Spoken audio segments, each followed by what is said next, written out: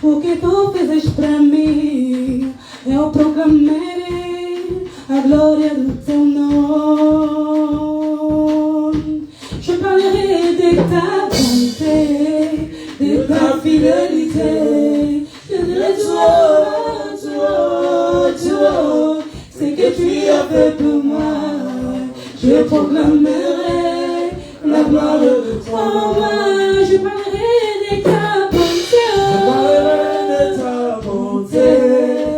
de ta fidélité. Je dirai toi, ce que tu as fait pour moi. Je proclamerai la gloire de ton nom. On voulait dire de ta bondade, de ta fidélidade. On dit o que fizes pra mim, eu proclamarei a glória do teu nome. Je parlerai de ta bonté, de ta fidélité. Je dirai toi, ce que tu as fait pour moi.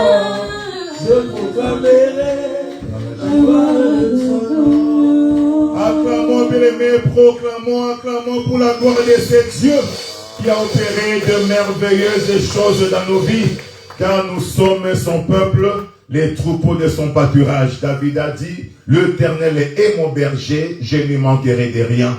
Voilà pourquoi continuons, bien-aimés, à proclamer le merveille de son nom, à proclamer chaque jour la main puissante de Dieu dans nos vies, car c'est Dieu continue à opérer. Oui, bien-aimés, même si nous traversons la vallée de l'ombre de la mort, sachant que c'est Dieu ne nous abandonnera jamais. Même si tout semble être noir, même si tu traverses des phénomènes noirs, mais ton Dieu est là. L'étoile brillante du matin est avec nous. Le soleil de la justice est avec nous. Voilà pourquoi ne soyons pas tristes, ne soyons pas désespérés. Amen. Job a dit, bien-aimé, que si un homme, une fois mort, pouvait revivre, j'aurais l'espoir. Oui, vaut mieux un chien vivant qu'un lion mort. Puisque celui qui est mort n'a plus d'espoir. Malgré sa charisme, malgré sa force, sa puissance, mais dès qu'il est mort, c'est fini. Le lion, dès qu'il est mort, il est foutu, c'est fini. Mais le chien a encore l'espoir. Voilà pourquoi nous continuons à garder l'espoir. Continuons à marcher la tête haute, même si tout semble mal, tout semble noir, tu vois comme s'il n'y a pas d'issue. Un jour, Job a dit, je sais que mon Rédempteur est vivant. Il s'élèvera les derniers sur la terre. Et mes propres yeux. Il n'a pas dit les yeux de ma femme, les yeux de mes enfants, non. Mes propres yeux le verront. Et si vous êtes dans Job 42, il a témoigné que mon oreille a entendu parler de toi, mais mon oreille t'a vu. Il avait vu Dieu. Pourquoi? Parce qu'il avait gardé l'espoir. Gardons l'espoir, on verra c'est Dieu. Que Dieu nous bénisse, bien-aimés. Nous sommes debout, nous allons accueillir l'homme de Dieu. Nous allons prier encore. Prie ma soeur, prie mon frère. Que Dieu te parle. Le salut, ta paix, ta joie, ta délivrance, ta consolation. Ce que tu cherches, tout ne se trouve dans la parole. Amen. Dans leur détresse, ils crièrent à l'Éternel. Dieu n'a pas envoyé les villas. Dieu n'a pas envoyé les mariages. Dieu n'a pas envoyé les visas. Dieu n'a pas envoyé les trains. Dieu n'a pas envoyé les avions. Dieu lui a envoyé sa parole. Et sa parole, elle est guérie. Il n'y a que la parole qui peut t'apporter tout ce dont tu as besoin. Demande à Dieu de te parler et recommandons l'homme de Dieu entre ses mains. Que l'onction coule encore ce matin afin que nous sortions bien-aimés, bénis, consolés, délivrés. Prions, élevons nos voix et l'homme de Dieu va avancer au nom de Jésus-Christ. Alléluia.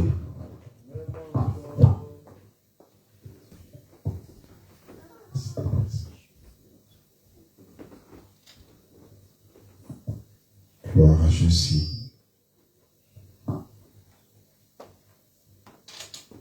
Alléluia. Comme un étendard tu es, comme un étendard tu es, comme un étendard tu es, je t'aime rhabiller, comme un étendard tu es, l'étendard, tu es. Comme l'étendard, tu es. Je t'aime rhabiller.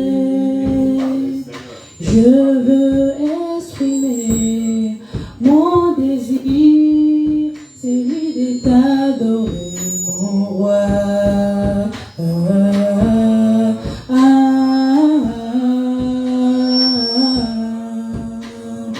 Je veux exprimer mon désir, celui de t'adorer, mon roi.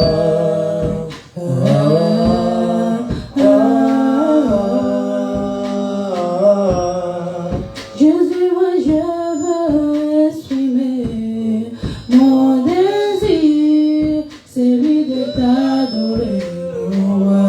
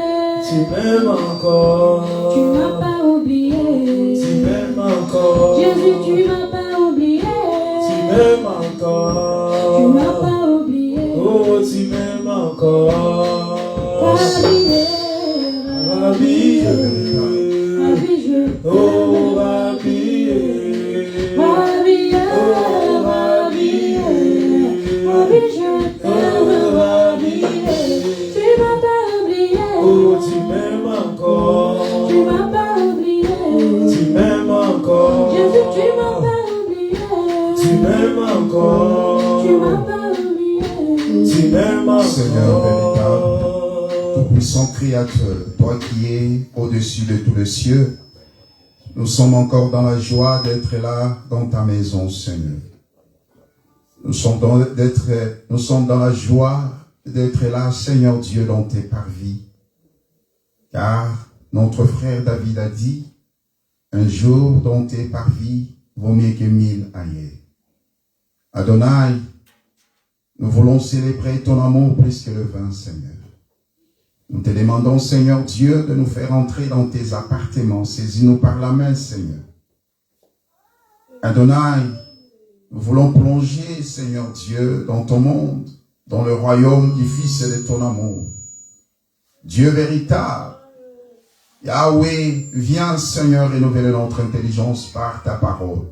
Selon qu'il est écrit, ne vous conformez pas au siècle présent, mais soyez transformés par le renouvellement de l'intelligence. Viens nous instruire, Seigneur. Adonai, viens nous communiquer ta pensée. Mon Sauveur, viens, Seigneur Dieu, nous instruire. Jéhovah, viens, Seigneur Dieu, au roi, nous soulager, nous décharger de nos fardeaux. Yahweh, accorde-nous l'entendement spirituel, Seigneur. Que l'ennemi soit hors d'état de nuire, Jéhovah. Lève-toi, combat, Seigneur. Sois redoutable dans ton ensemble. Nous voulons bénéficier, Seigneur Dieu, entièrement de ta sainte présence. Comble-nous, Seigneur Dieu, de ta présence. Remplis-nous, Seigneur, de ta présence, de ta magnificence. Éternel Dieu, que le pan de ta robe, Yahweh Shalom, alléluia, couvre ce lieu, Seigneur. Couvre les temples, Seigneur Dieu. Couvre mon frère, ma soeur, Yahweh, car il est écrit, nous sommes, notre corps est le temple du Saint-Esprit. Nous voulons, Seigneur Dieu, écouter comme écoute le disciple. Adonai, enlève les cœurs de pierre. Yahweh, place en nous, Seigneur Dieu, le cœur de chair. Viens écrire, Yahweh Dieu, avec ta propre écriture. Yahweh, alléluia. Que l'ennemi échoue dans sa rise, dans ses attaques, dans ses manigances. Oh, il est écrit dans leur détresse, ils crièrent à l'Éternel. L'Éternel envoya sa parole et les guérit. Et nous croyons à la guérison que la parole nous apporte, Yahweh Dieu. Car c'est cette parole qui a créé les choses visibles, invisibles, et trône et dignité. Alléluia. Tout pour la gloire de ton Saint-Nom, Seigneur, ce matin. Merci encore et encore. Au nom de Jésus, nous avons ainsi prié. Amen. Amen. On acclame le roi des rois, le Seigneur des seigneurs, le Dieu qui est bon, le Dieu qui est fidèle, le Dieu qui est amour. Nous pouvons nous asseoir. Bien-aimés, nous sommes dans la joie d'être encore dans la maison du Seigneur. C'est dans la maison du Seigneur que nous recevons des instructions de la part du Seigneur. C'est dans la maison du Seigneur que nous recevons les nouvelles de notre royaume. Car nous sommes des pèlerins dans ce monde. Nous sommes des voyageurs dans ce monde. Quand bien même nous pouvons profiter des choses de ce monde, nous ne devons pas oublier que nous ne sommes pas de ce monde. Notre royaume n'est pas de ce monde. Puisque notre Seigneur, celui qui est venu, il a dit, je m'en vais vous préparer une place. Ça veut dire que sur cette terre, nous sommes dans l'attente.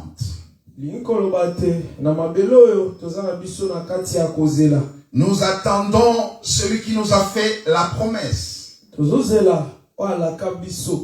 La promesse est que je m'en vais vous préparer une place. Il a dit, il y a plusieurs palais dans la maison de mon Père. Il y a plusieurs demeures dans la maison de mon Père. Voilà pourquoi il a fait la promesse de préparer à chacun de nous une place. Voilà pourquoi dans l'attente sur cette terre, tu dois travailler en sorte que tu puisses être récompensé demain. Bien-aimés, nous sommes les bienheureux de tous les êtres humains sur cette terre. Parce que nous avons la double récompense. La première récompense, c'est que sur cette terre, le Seigneur nous a promis au centuple tout ce que nous avons perdu en les suivant.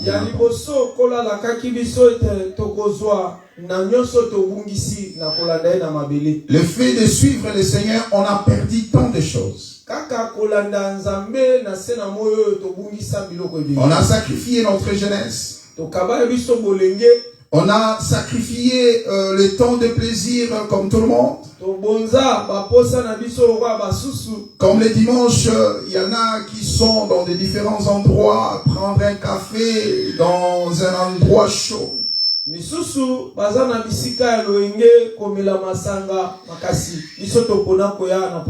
regarde, nous, on se met à l'écart pour écouter le Seigneur, ses instructions. Nous, on a privé notre chair à d'autres plaisirs qui réjouit la chair. Tout ça, bien aimé, c'est pour faire plaisir à notre époux, notre Seigneur. Oui, bien aimé, nous sommes en jeûne continuel. Oui, ça veut dire qu'on s'est privé de beaucoup de choses. Il y a des choses qu'on ne peut pas toucher. Il y a des choses qu'on ne peut pas boire. Il y a des choses de vêtements qu'on ne peut pas mettre. Il y a des paroles que nous ne pouvons pas prononcer. On s'est discipliné pour le Seigneur. Tout ça, bien-aimé, le Seigneur nous a promis qu'il y a une récompense déjà sur cette terre. Le fait déjà de se mettre à part et servir le Seigneur, oui, bien-aimé, il y a une récompense. Le fait de se mettre à part et de faire la volonté du Seigneur, il y a déjà une récompense. Voilà pourquoi, mon frère, ma soeur, n'hésitez pas à obéir, à suivre le Seigneur. Puisque suivre le Seigneur, il y a toujours une récompense. Lorsque nous sèmons sur cette terre, nous récoltons aussi sur cette terre. Lorsqu'on sème les choses charnelles, on récolte aussi des choses charnelles. Lorsqu'on récolte le spirituel, on récolte aussi. Lorsqu'on sème les spirituels, on récolte aussi les spirituels. Voilà pourquoi, bien-aimé, Paul nous parle, il y a plusieurs corps. Il y a un corps terrestre. Il y a aussi un corps céleste. De même que nous revêtons du corps terrestre, de la même manière nous allons nous revêtir aussi d'un corps céleste. Et il a dit les étoiles, même les étoiles. Les étoiles ne brillent pas toutes de la même manière. Travaillons à ce que tu puisses briller un jour. Que le Seigneur soit loué. Que le Seigneur soit loué. Voilà pourquoi il faut être toujours joyeux lorsque tu viens dans la maison du Seigneur. Il faut être toujours joyeux lorsqu'il est question d'aller à la maison du Seigneur. Lorsque tu mets ta plus belle robe pour venir dans la maison du Seigneur, il faut être dans la joie. Lorsque tu mets ton beau pantalon, quand tu viens dans la maison du Seigneur, il faut être toujours joyeux. Parce que, bien aimé, dans la maison du Seigneur, c'est un lieu de fête. Voilà pourquoi, bien aimé, nous on se réjouit en ces lieux. Que le Seigneur soit loué.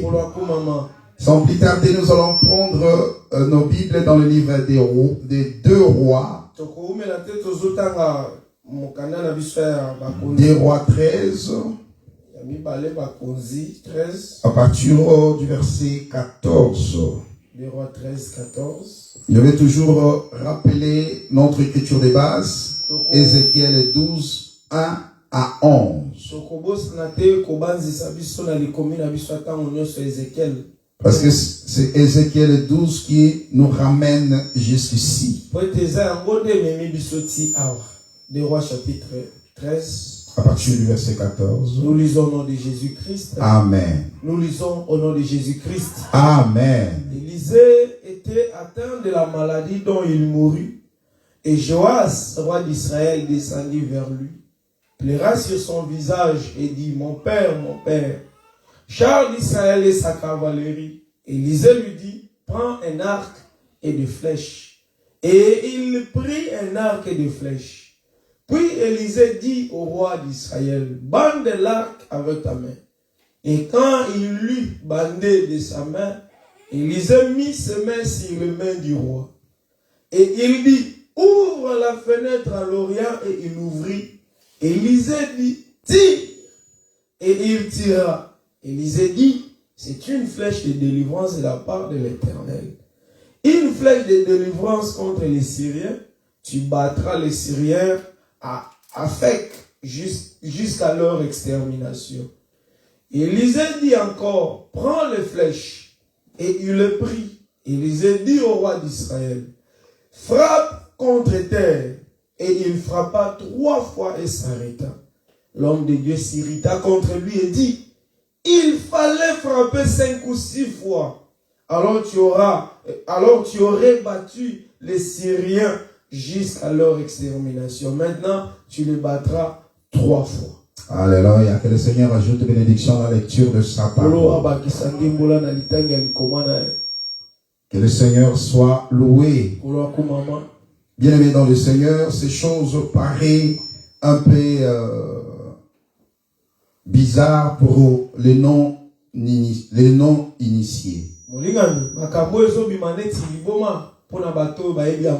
Ça paraît de la folie pour ceux qui ne sont pas initiés.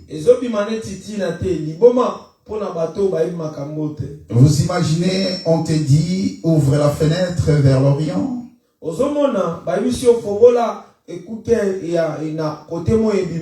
Et on te dit, écoute, prends une flèche. Il prend la flèche dans son carquois. On lui dit, prends l'arc. Mets l'arc sous tension. Et puis tire. Vous voyez ce geste-là? Ça paraît un geste anodin. Ça paraît un geste simple. Un geste simple, banal.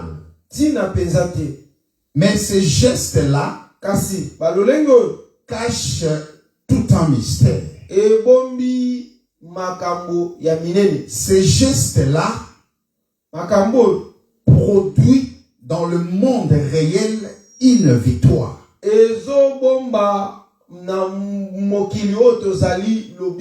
Parce que cela ne s'est pas arrêté tout simplement à tirer vers l'Orient à travers la fenêtre.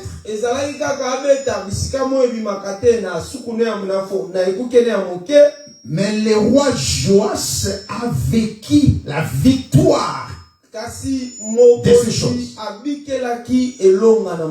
Ça veut dire que ce qui était comme symbolique, ce qui était comme une scène, mais ça produit des faits réels. Voilà pourquoi même dans le monde obscur, on peut prendre ta photo, ton image, et commencer à torturer cette image-là. Et toi, dans le monde réel, dans la réalité, tu sens cette souffrance, tu sens cette douleur. Oh bien-aimé, voilà pourquoi avec les choses spirituelles, il faut être prudent. Il faut être attentif. Voilà pourquoi lorsque nous vous parlons de ces choses, ce ne sont pas des fables habillement concis, mais ce sont des choses capables de produire de grandes choses. Des choses que nous vous prêchons, ce sont des choses qui doivent produire en vous quelque chose d'excellent. Parce que la parole de Dieu, c'est elle qui a enfanté toutes choses. La parole de Dieu, c'est elle qui a créé toutes choses. Oui, bien aimé, les gestes d'un prophète, en réalité, c'est une écriture qui doit être exprimée. Les actes posés par un prophète,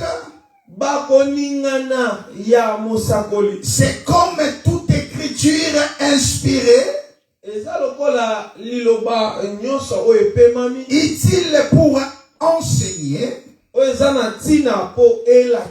pour corriger, pour transformer des vies. Alléluia. Amen. Vous imaginez, bien-aimé, le prophète va s'énerver. Banzaka mosakoli astomboki. Pourquoi? Parce que lorsqu'il est question maintenant de prendre 3 flèches, non, plusieurs flèches plutôt. Parce que la première flèche, elle est partie, c'était excellent. On lui dit, écoute, tu vas vaincre les Syriens à Afek. Mais ici, nous expliquons maintenant les 3 flèches, parce que la première flèche, on l'a déjà expliqué longuement. Et nous sommes en train d'expliquer les 3 flèches qui visent la terre. Bien-aimés, nous ne nous limitons pas dans l'ombre. Nous voulons juste vous dire que ce qui s'est passé dans l'ombre, le Seigneur les ramène dans la réalité. Aujourd'hui, dans la réalité, nous avons une terre. Selon Ésaïe, il nous dit que ta terre aura un époux.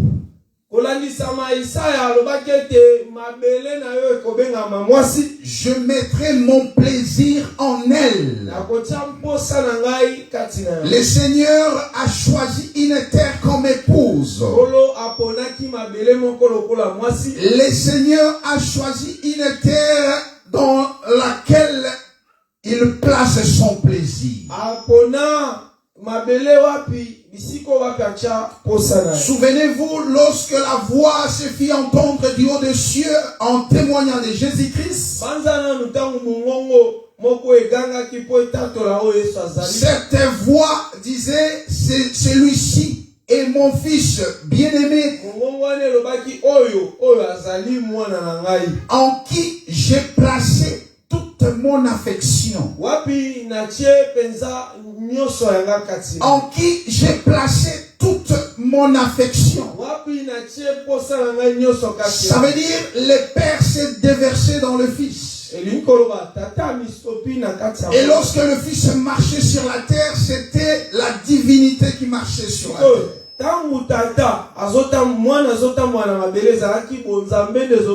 C'était la plénitude. Oh, gloire à Dieu. On parle ici de la plénitude de la divinité dans un corps. Voilà pourquoi lorsque Jésus marchait, le vent pouvait lui obéir. Oh, le vague, le flot, la tempête, toutes ces choses pouvaient obéir à cet homme. Il pouvait même marcher sur les eaux. Il pouvait guérir Lazare qui était mort il y a 4 jours. Lui vient, il crie, Lazare sort, Lazare sort.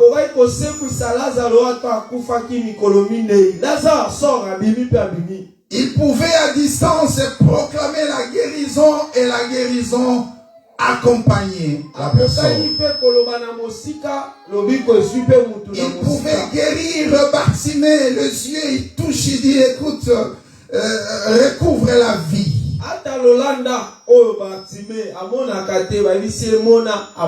Parce que en cet homme-là, dans ce corps-là, qui marchait dans les rues de Jérusalem, habitait corporellement toute la plénitude de la divinité.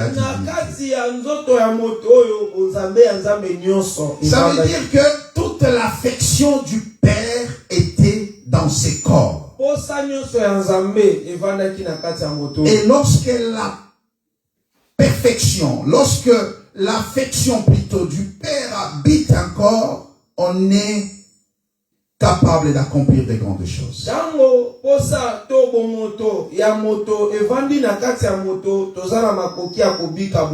Alors, Ce même Dieu dit que je placerai mon plaisir en elle. Plaisir ici égale à l'affection.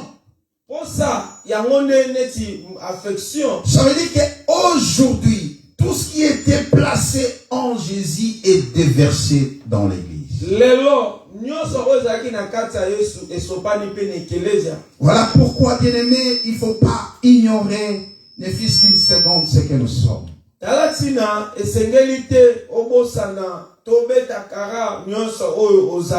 Être fier de ton identité d'un chrétien.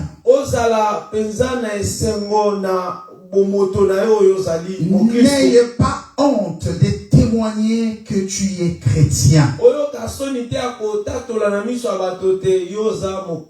N'ayez pas honte de confesser Jésus devant les hommes. Oh, nos jeunes gens, n'ayez pas honte de témoigner Jésus-Christ tout autour de tes amis. N'ayez pas honte de dire que je suis différent de vous. Je ne peux pas faire ce que vous faites.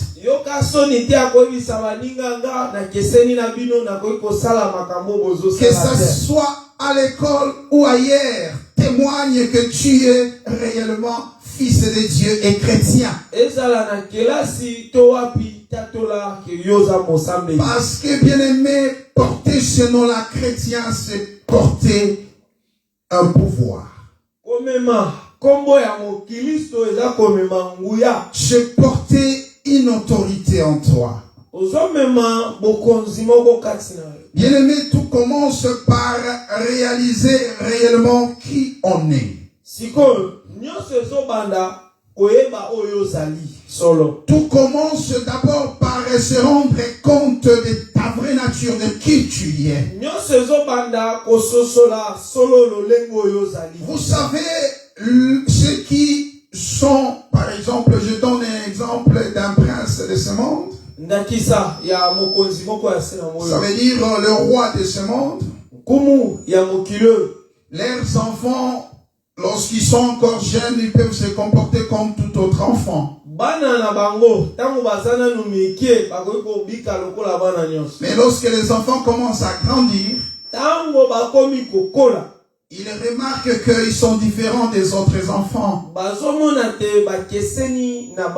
Et on commence à leur instruire que réellement, toi, tu es prince, tu es princesse.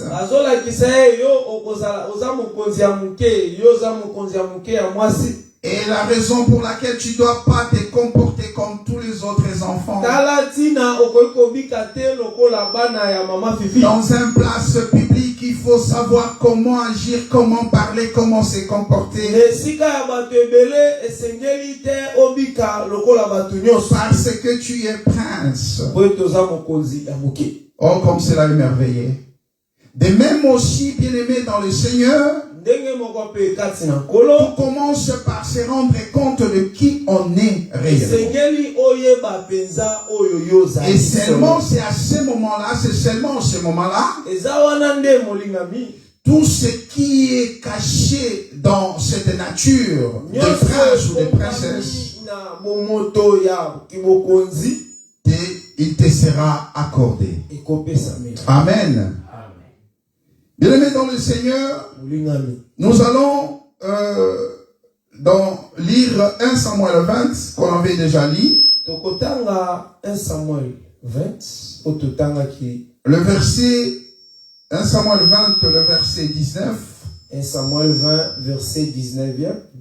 Je lis au nom de notre Seigneur Jésus-Christ. Amen. Tu descendras le 3e jour jusqu'au fond du lieu où tu t'étais caché le jour de l'affaire. Et tu resteras près de la pierre des ailes. Je tirerai 3 flèches du côté de la pierre, comme si je visais un but. Et voici, j'enverrai un jeune homme, et je lui dirai, va trouver les flèches. Si je lui dis, voici les flèches sont en deçà de toi, bien aimé, ça siffle beaucoup. L'intendant, s'il vous plaît. Le verset 21. Et voici, j'enverrai un jeune homme et je lui dirai, va, trouve les flèches. Si je lui dis, voici les flèches sont en descente de toi, prends-les. Alors viens car il y a paix pour toi et tu n'as rien à craindre, l'Éternel est vivant. Mais si je dis au jeune homme, voici les flèches sont au-delà de toi, alors va-t'en car l'Éternel te renvoie. Parole du Seigneur. Donc ici, puisque nous voulons expliquer, nous continuons à expliquer les 3 flèches. Les 3 flèches qui visent la terre.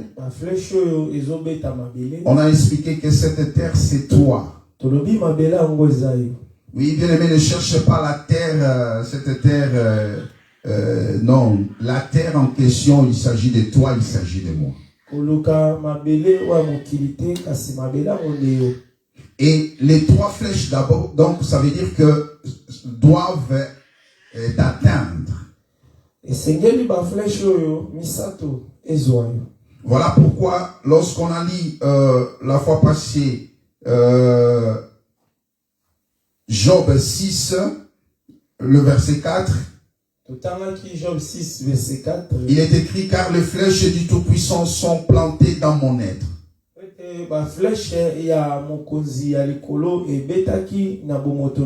Car les flèches du Tout-Puissant sont plantées dans mon être. Job est en train de dire les flèches des Tout-Puissants. Oui, les flèches du Tout-Puissant sont plantées dans mon être.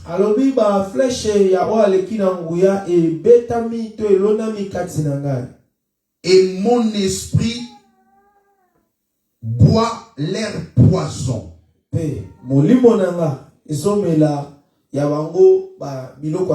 Donc ça veut dire que les flèches là doivent toucher ton être. Ton être, c'est ça la terre. Et on a expliqué que l'homme est tripartite. Il y a les corps, il y a l'âme, il y a l'esprit. Et les 3 flèches, une flèche vise ton corps. Deuxième flèche vise ton âme. Et la 3e flèche vise ton esprit. Et les 3 flèches contiennent du poison.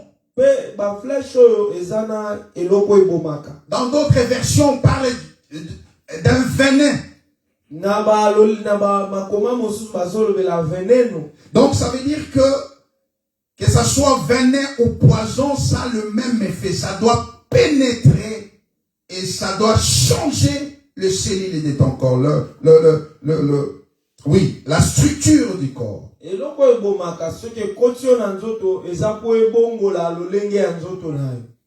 que vous comprenez ces choses? Ça veut dire que les 3 flèches ici qui visent le corps, ces flèches-là doivent accomplir quelque chose en toi. Bien-aimé, la flèche qui a été visée vers l'Orient par la fenêtre, qu'on a appelé la flèche de la délivrance, ça dépend son action. C'est-à-dire, ses effets dépendent des 3 flèches qui visent la terre.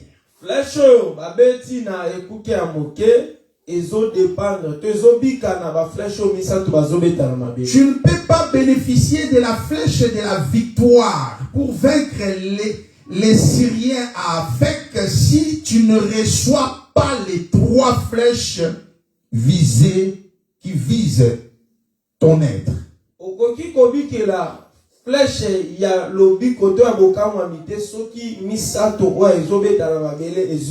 Parce que Job ici, lorsqu'il dit car les flèches du Tout-Puissant sont plantées dans mon être, Pwete yo basolo ba flèche ya o aleki nguya ebeti na momoto na Et nga. mon esprit boit leur poison. Pe molimo na nga ezomela ba veneno na bango. Il dit oui, je suis assailli. Alobi naza nesengo mingi. Non, je suis assailli, ça veut dire que je suis capturé, envahi. Naza kokangama na simbami. Donc ça veut dire que ces flèches-là l'a rendu prisonnier. Ba flèche oyo ekomisi iye mokangwami. Oui, bien-aimé, c'est comme lorsqu'on boit du poison, ton corps devient différent. Eza lokola tango ozomela eloko ebomaka nzoto neko bomwa na mbala moko. Et ici, c'est ce que Job a senti, un changement total dans son corps. Awa eza pe loko yoba ayokaki mbongwa na mbala moko na nzoto naye. Bien-aimé, si tu n'as jamais senti ces choses, ça veut dire que tu n'es encore loin. Soki oyokana no mbongwa na ya boite elimi koloba tozana no mosika. Parce que c'est ça même la nouvelle naissance. Le Seigneur doit changer des choses en toi. Tu dois sentir de toi-même qu'il y a quelque chose qui se passe en moi.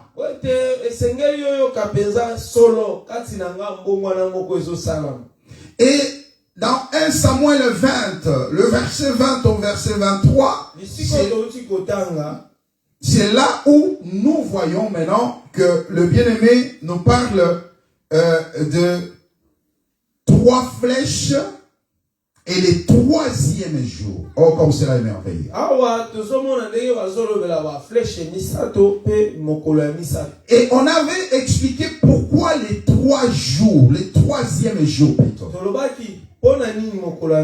Or, le 3e jour, c'est le jour où le Seigneur a soutiré, a séparé, il a tiré la terre des eaux.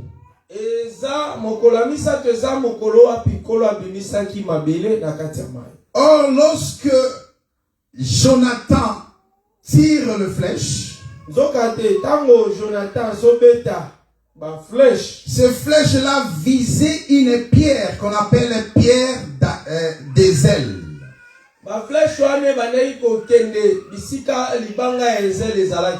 Et on a dit que là où il y avait la pierre des ailes, c'est là où se trouvait David.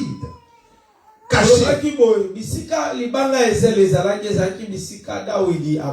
Il est écrit, il s'est trouvé dans un lieu profond.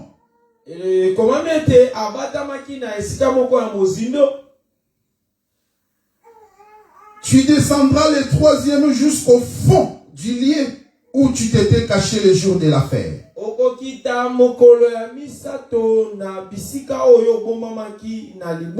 le 3e jour, c'est là où la terre était encore cachée sous les eaux, au fond.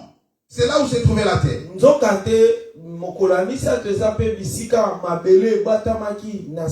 Alors, il a fallu que Dieu puisse parler pour chercher la terre qui était cachée sous les eaux.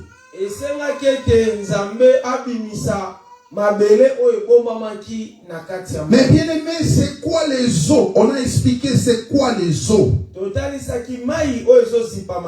qui cachaient la terre, qui fermaient la terre. Bien aimé, les eaux là, déjà dans les eaux il y a un roi. Je crois que c'est Ézéchiel 29 qui nous parle de ces choses. Tu peux nous lire Ézéchiel 29 s'il vous plaît. Ézéchiel 29. Ézéchiel chapitre 29. Oui. Verset. Tu peux commencer au verset 2 si je ne m'abuse pas. Ézéchiel chapitre 29 verset 2e. Je lis au nom de Jésus-Christ. Amen. Fils de l'homme, tourne ta face vers Pharaon, roi d'Égypte, et prophétise contre lui et contre toute l'Égypte. Voilà. Donc, il doit prophétiser contre Pharaon et le roi de l'Égypte et toute l'Égypte. Oui, continue. Parle et tu diras ainsi par le Seigneur l'Éternel. Voici, j'en veux à toi, Pharaon, roi d'Égypte. J'en veux à toi, Pharaon, roi d'Égypte. Retenez. Grand crocodile. Grand crocodile. Voilà. Qui te couche au milieu de tes fleuves et qui dit, mon fleuve est à moi, c'est moi qui l'ai fait. Ah. Ici, on nous explique que l'Égypte, c'est les eaux. Et l'Égypte, comme les eaux, a un roi. Et ce roi-là dit, écoute, ce fleuve, tout ce fleuve m'appartient. Or, il y avait quelqu'un au jour du Seigneur qui a dit au Seigneur, il a fait monter le Seigneur aux hauteurs. Il a dit, regarde, tout ça m'appartient. C'est le diable, bien aimé. Il dit à Jésus, tout ceci m'appartient. Il suffit tout simplement de me prosterner, de se prosterner devant moi. Je te le donnerai. Donc ici nous comprenons que le diable c'est lui Pharaon. Et c'est lui qui contrôle les eaux. Et l'écriture nous parle que les eaux là c'est l'Égypte. Or, lorsqu'on parle de l'Égypte, on parle du monde. Ce monde est contrôlé par les crocodiles. Sache que voilà pourquoi le Seigneur dira, nous sommes dans ce monde, mais nous ne sommes pas de ce monde. Voilà pourquoi il a fallu le troisième jour, le Seigneur aille chercher la terre qui était contrôlée par les crocodiles. La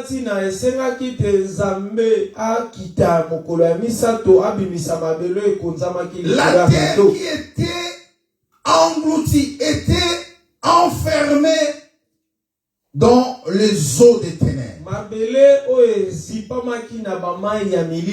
Parce que bien aimé, les eaux étaient couvertes de ténèbres, l'abîme. Voilà pourquoi on avait lu autrefois, je crois que c'était le Colossiens. Colossiens qui nous a dit que Dieu nous a délivrés de la puissance des ténèbres.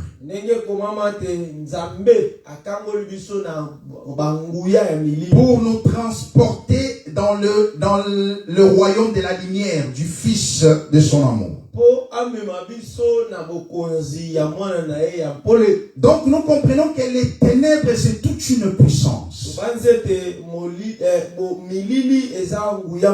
Et si tu es sous les eaux, tu es sous la domination du crocodile. Oh bien aimé, tous ceux qui dépendent encore de ce monde, ils vivent selon la chair, selon les désirs de ce monde, ils sont sous la domination du crocodile.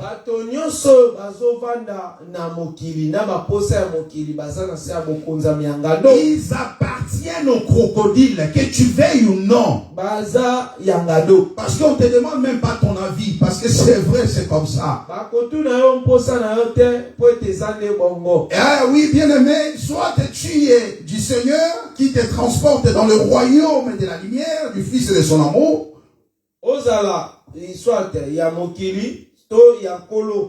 Mais si tu n'es pas de ce monde-là, de notre Seigneur, la lumière, c'est-à-dire tu appartiens au crocodile. Et c'est les crocodiles qui dictent ces lois, ces règles. Voilà pourquoi nous sommes les bien-aimés, nous qui ne dépendons plus de ce monde. Nous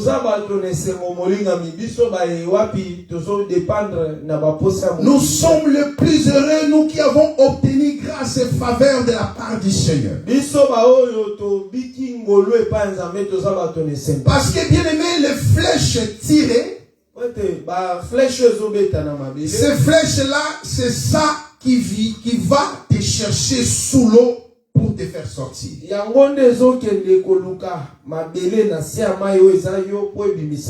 Oh bien-aimé, comme cela est merveilleux. Parce que ici, Ezel veut dire, la pierre d'Ezel, Ezel veut dire séparation et départ. Étymologiquement, Ezel veut dire séparation et départ.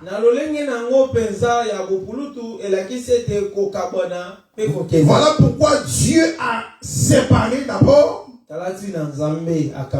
veut dire qu'en retirant les eaux, la terre des eaux, pour mettre cette terre-là à part, et il va nommer cette terre-là sec. Oh, comme cela est merveilleux. Alléluia. Est-ce que nous sommes le peuple de Dieu? Bien aimé, ce sont des choses qui changent nos vies. Ce sont des choses qui doivent changer notre existence. Parce que nous vous parlons des réalités terrestres, des choses qui se passent dans ce monde. Voilà pourquoi, bien aimé, surtout pendant cette période de fête. Pendant cette période de fête, où les gens se préparent pour fêter. Et vous allez remarquer que déjà le magasin ouvre les dimanches. Ça commence déjà. Vous voyez, donc ça te permet de ne pas venir à l'église et entrer, faire les boutiques, faire le shopping. Vous voyez, parce qu'il y a des fêtes qui s'annoncent. Oh bien aimé dans le Seigneur, sache qu'il y a un crocodile qui est en train d'opérer. L'ombre de la mort est en train de sillonner. Parce que ce monde-là doit aussi fêter. Ce monde-là aussi, ils ont des projets. Et bien aimé, lorsqu'on fait la fête, on tue les victimes. On choisit les victimes.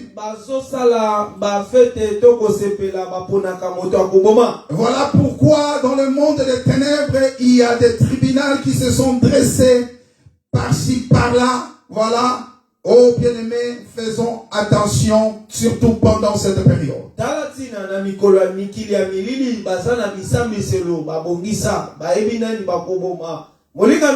Voilà pourquoi il est écrit, il n'y a plus de condamnation pour ceux qui sont en Jésus-Christ. Parce que dans leur monde, les tribunaux les placés, ils sont en train de condamner.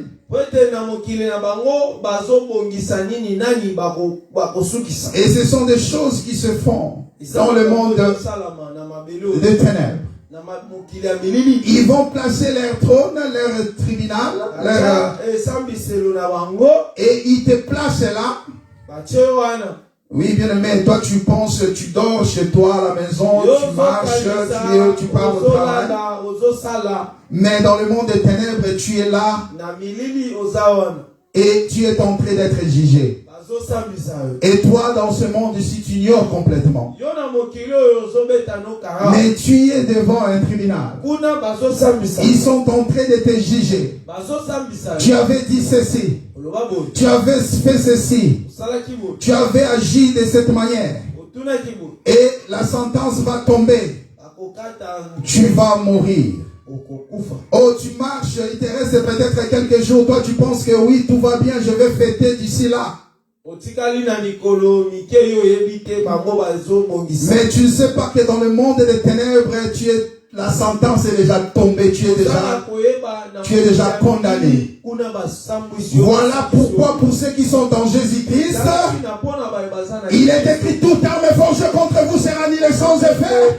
Et toute langue qui s'élèvera en justice contre toi sera condamnée. Ça veut dire qu'il y a des langues qui s'élèvent. Il y a des témoignages contre toi dans le monde éternel. Il dit oui, il a dit ceci. Moi j'ai entendu. Il a parlé de cette manière. Toutes les langues qui s'élèvent contre toi sont nulles et sans effet au nom de Jésus-Christ. Oh, tu ne mourras pas parce que le Seigneur est avec toi. Voilà pourquoi, bien-aimés dans le Seigneur, attachons-nous au Seigneur. Oh, dans le Seigneur, il n'y a plus de condamnation pour ceux qui sont en Jésus-Christ. Qui condamnera les élus? C'est Jésus qui justifie. C'est Jésus qui justifie. Nous sommes justifiés par le Seigneur de gloire. Car lui, il a effacé l'acte dont les ordonnances nous condamnaient. Et qui subsistait contre nous. Voilà pourquoi, bien-aimés, si nous allons fêter, nous allons fêter dans le Seigneur. En rendant gloire au Seigneur. En rendant des actions de grâce au Seigneur. Oh, comme cela est beau et merveilleux. Voilà pourquoi lorsque tu viens pour rendre gloire au Seigneur, pour tout ce qu'il a fait pour toi toute l'année, pour avoir combattu, pour avoir t'épargné, oui, pour t'avoir épargné, bien aimé, c'est peu de choses d'apporter une enveloppe, une action de grâce. Pourquoi chez nous ces choses ne se font pas? Vous croyez que notre Dieu, il n'accepte plus les offrandes? C'est seulement le Dieu des groupes de prière. Vous croyez ça? Vraiment? Tu lis quelle écriture? Non, bien-aimé, le Seigneur t'a gardé toute l'année. Ce n'est pas que nous avons besoin d'argent, mais c'est que nous attendons de vous que les fruits puissent abonder. Oui, bien-aimé, voilà pourquoi on doit vous parler de ces choses. Si on ne vous parle pas de ces choses, vous ne serez pas bénis. Bien-aimé, lorsqu'on vient avec l'offrande, on prononce des paroles. Et le Seigneur écoute. Et le Seigneur veille. Est-ce que vous comprenez ces choses? Tu dois comprendre ces choses et les mettre en pratique. Oh, bien-aimé, nous vous parlons de ces choses parce que ça fait partie de la vie. C'est notre vie. C'est notre existence. C'est notre lendemain. C'est notre assurance. Si nous voulons vivre heureux sur cette terre, si nous voulons vivre heureux sur cette terre, mettons en pratique ces choses. Ne soyons pas égoïstes en excès. Non, égoïste. Moïmi, égoïste. Ne sois pas kipi dans l'excès. Même ici, dans le pays où nous vivons, tu as travaillé 12 mois.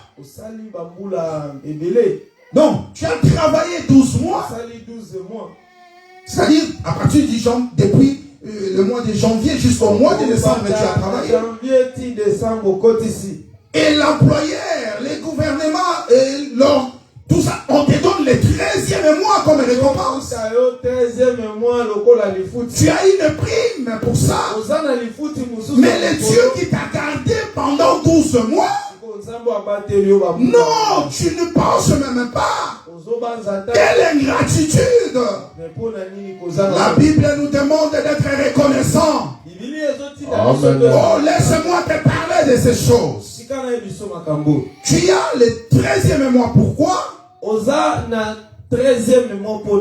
Parce que c'est la récompense. Amen. Parce que c'est la récompense. Mais toi, tu ne veux pas, tu ne penses même pas. Déjà, s'il faut calculer toute l'année, donc ça veut dire à partir du mois de janvier, combien tu as donné à Dieu?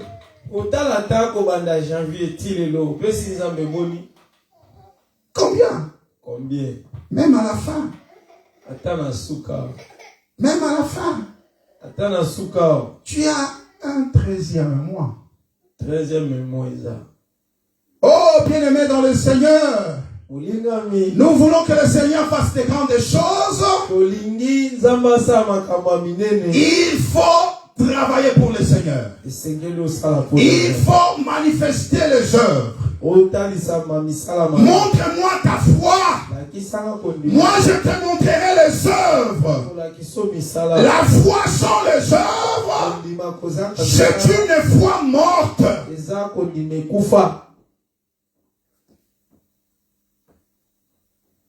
Ici, je parle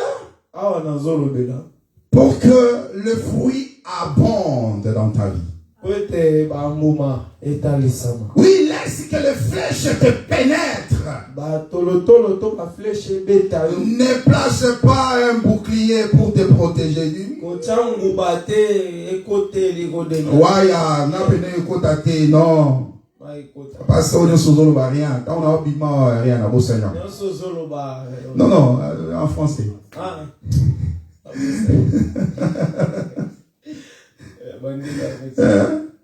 Donc je disais, il ne faut pas placer un bouclier. Hein? Parce que le bouclier, ça empêche que la flèche puisse percer.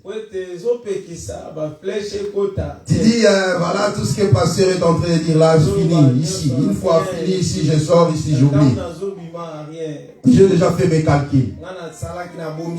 Donc voilà, 13e mois là, parce que qu'est-ce que tu es en train de dire? Tout est déjà bien calculé. Voilà, je dois acheter ça et ça.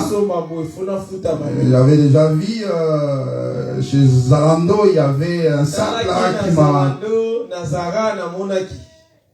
Prive-toi de ces sacs-là, donne à Dieu. Aujourd'hui, vous savez, je ne parle pas trop de ces choses, mais là j'insiste. Le Seigneur me pousse à parler de ces choses. Bien aimé, il y a des gens qui ont donné l'argent à Dieu. Le Seigneur les a épargnés même de l'ombre et de la mort.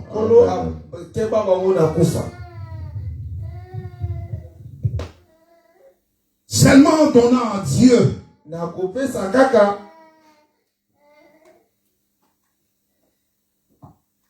Église de Jésus.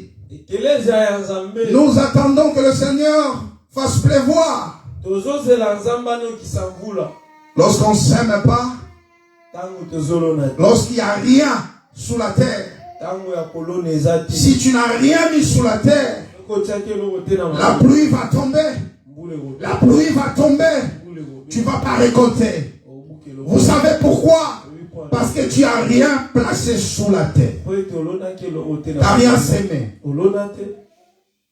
Pourquoi récolter? La loi de la nature, c'est comme ça.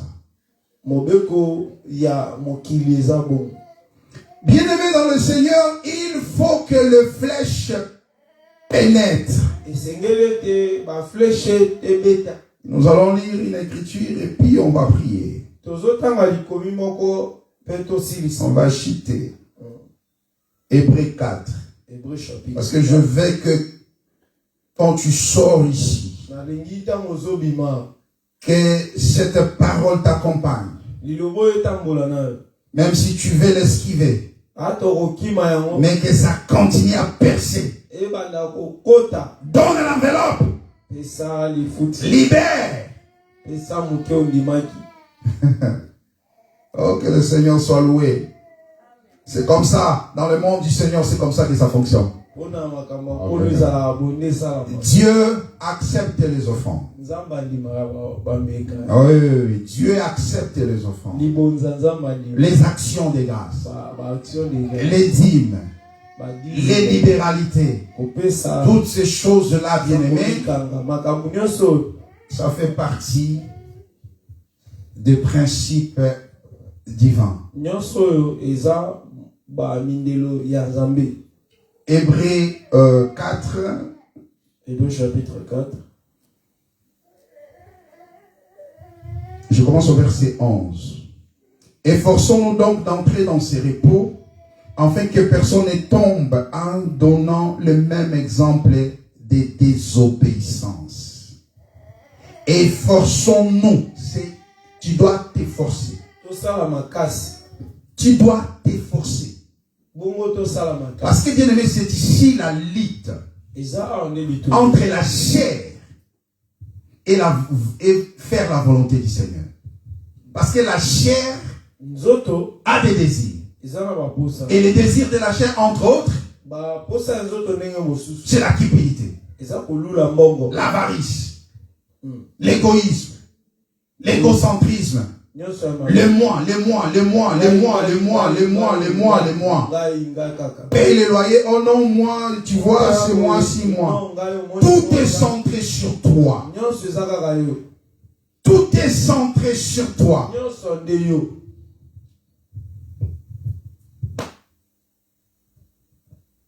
Efforçons-nous donc d'entrer dans ces repos. Entrer dans les repos, bien-aimés, ça veut dire faire la volonté du Seigneur. Et on nous demande de nous efforcer, c'est-à-dire de mettre notre force, toute notre force. Donc c'est enfin que personne ne tombe en donnant le même exemple de la désobéissance.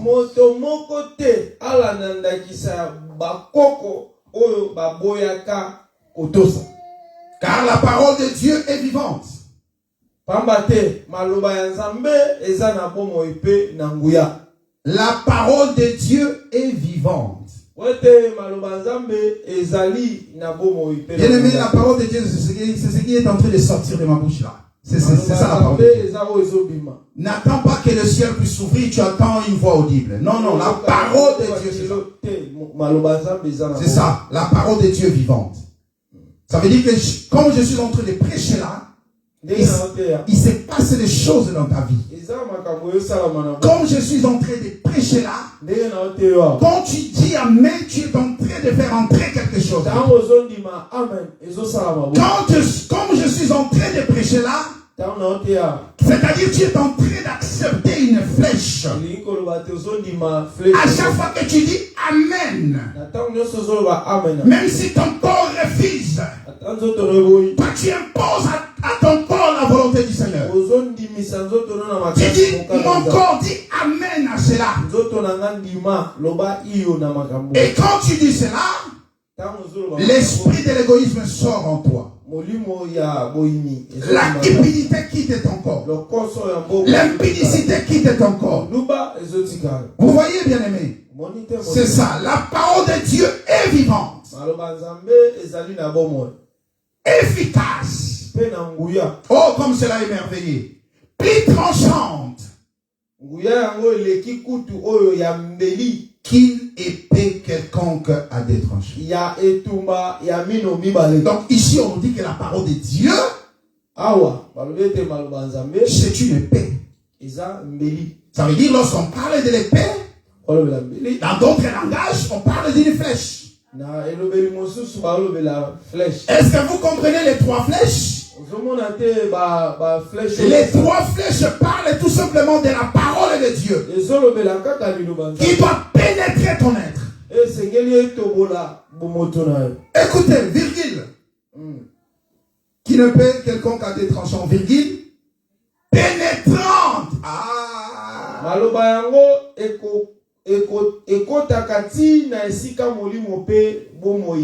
Pénétrante. esika molimo ekotanga nano te salaka ndenge traduire kaka pénétrante. Voilà, c'est ce que j'attendais, que Dieu te bénisse. Donc ça veut dire que ça doit percer ton corps. Donc l'épée ou encore la flèche doit pénétrer, doit percer, pénétrante jusqu'à partager. Ah là, ça devient intéressant. Jusqu'à partager l'âme, vous voyez ce que je vous ai dit, et esprit, virgule, jointure et moelle, et moelle plutôt, jointure et moelle, circulation ya, hein, jointure, donc ça sépare l'âme, ça sépare l'esprit, et ça sépare les corps. Parce que lorsqu'on parle de jointure,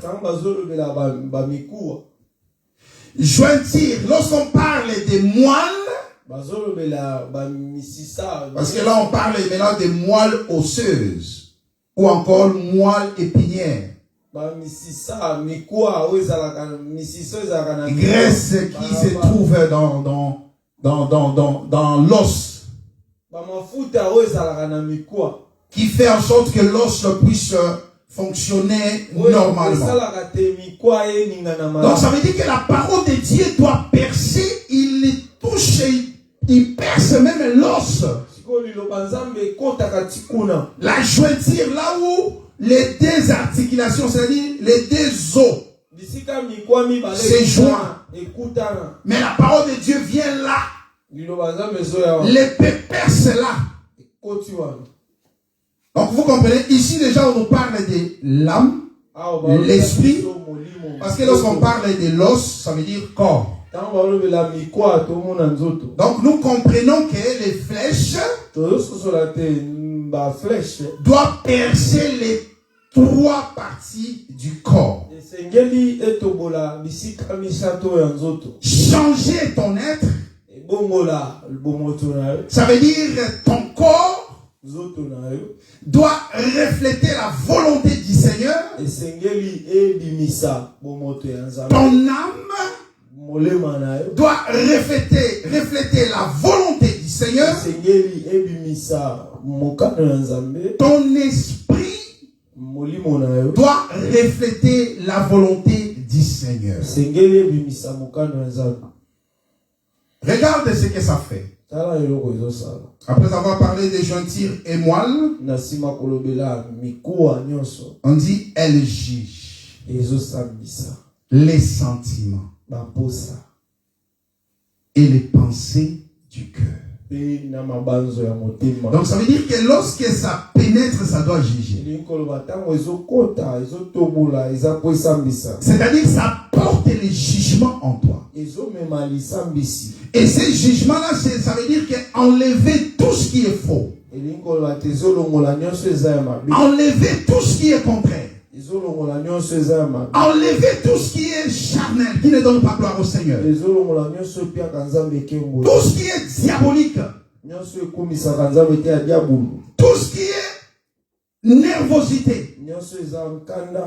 Parce que la nervosité aussi, bien aimé, ça fait partie des mauvais désirs de la chair. Toi, lorsque on te touche là, direct là, tu t'enflammes. Tu t'enflammes, et quand tu t'enflammes, tu oublies tout. Tu ne sais pas qui est devant toi. Tu oublies qui est devant toi. Même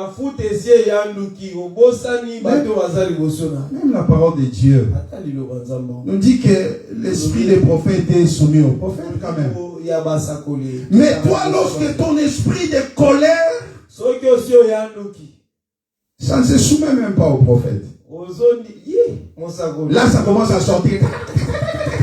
Elle parler en langue.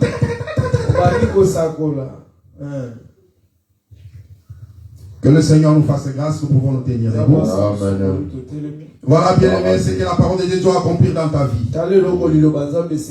Le Seigneur a voulu ainsi, bien-aimé, que cette parole puisse être jugée. Que cette parole puisse me juger. Afin que tout ce qui est faux, tout ce qui est scorie soit enlevé. Afin que la beauté, bien-aimé, puisse apparaître. Amen. Parce que la beauté, bien-aimé, que nous avons, c'est dans la lumière. Lorsque la lumière frappe notre visage, nous rend rayonnants. Nous rend rayonnants. Nous rend rayonnants. Oh, il faut t'humilier devant la parole du Seigneur. Il faut t'humilier devant la parole du Seigneur. On doit tous s'humilier devant la parole du Seigneur. Amen. Il est temps de faire le bilan de ce que tu as fait toute l'année. L'examen, bien-aimé, tu puisses t'examiner toi-même. Comment tu as marché cette année? Comment tu as marché cette année? Tu as des ennemis par-ci par-là. Des gens que tu n'adresses plus la parole. Oh, nous sommes arrivés vers la fin de l'année. En tant que des hommes, hein, qui réfléchissent, qui ont l'esprit supérieur. Si les hommes de ce monde peuvent faire le bilan, un rétrospective, à combien plus forte raison nous dans le Seigneur? Qu'est-ce qui a marché? Qu'est-ce qui n'a pas marché? Comment je marchais avec le Seigneur? Oh, bien-aimé dans le Seigneur, ici, ainsi dit l'Éternel. C'est ainsi dit l'Éternel. Va voir celui que tu n'adresses plus la parole. Prends ton téléphone. Appelle cet homme. Appelle cette femme. Parle-lui. N'aie pas peur de l'humiliation. Un enfant de Dieu n'a pas peur de l'humiliation. Si je pars là-bas, elle me verra inutile. Elle me verra sans importance. Je ne peux pas me. Non, tu ne vas pas t'humilier devant l'homme. Mais tu vas t'humilier devant le Seigneur. Parce que tu es en train d'accomplir ainsi dit l'Éternel. Afin que tu sois libre. Afin que tu puisses entrer dans ta nouvelle saison. Parce qu'il y a une saison que le Seigneur annonce. Cette saison, c'est une saison de pluie. Et c'est une saison où le Seigneur va se glorifier. Il est écrit la prophétie. Écrit la prophétie. Peut-être que la prophétie a tardé. Mais la prophétie peut s'accomplir d'ici là. Voilà pourquoi je te demande de réparer avec le Seigneur. Peut-être que c'est ça la clé. Peut-être que c'est ça qui empêche ta bénédiction. Peut-être que c'est ça qui va tout changer. Un simple pardon. Un simple pardon qui va ouvrir les portes. Les portes de succès. Je m'adresse à toi qui m'écoutes en ce moment. Même toi qui m'écoutes en direct. Sur les réseaux sociaux. Sache que le Seigneur a besoin que tu puisses ouvrir ton cœur. Pardonne nos offenses comme nous aussi nous pardonnons à ceux qui nous ont offensés. Voilà la prière que nous allons faire devant le Seigneur. Dis Seigneur, je sais que le corps, ce corps est tellement orgueilleux. Ce corps est tellement orgueilleux. ne pourra pas accepter ces choses. Mais donne-moi la force. Donne-moi la force de mettre en pratique ta parole. Oh bien-aimé, le pardon, c'est la clé de la délivrance. Étienne n'a pas vu les pierres qui étaient lancées contre lui. Il était en train de subir les pierres. Il encaissait les pierres.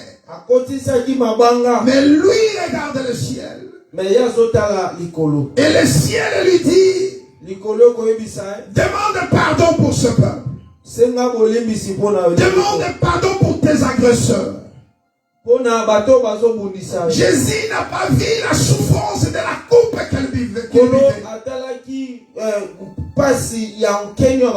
Mais il jette le regard vers le Père. Il dit, Père, pardonne-leur. Oh Seigneur, pardonne-moi. Oh Seigneur, pardonne-moi. Là, on est en train de prier, peuple de Dieu. Seigneur, pardonne-moi. Seigneur, pardonne-moi. Je laisse le micro à l'homme de Dieu.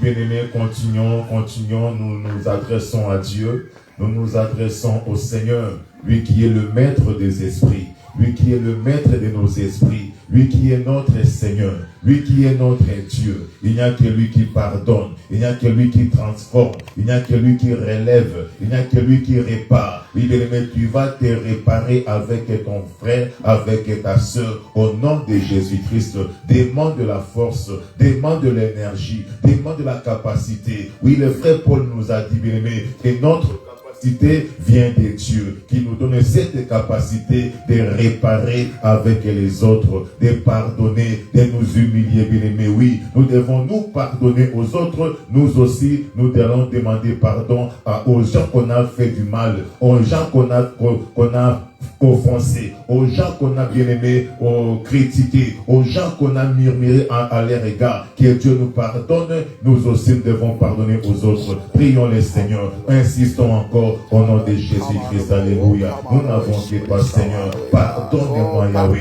Tu me connais plus que moi-même. Je t'en prie, mon Jésus. Je t'en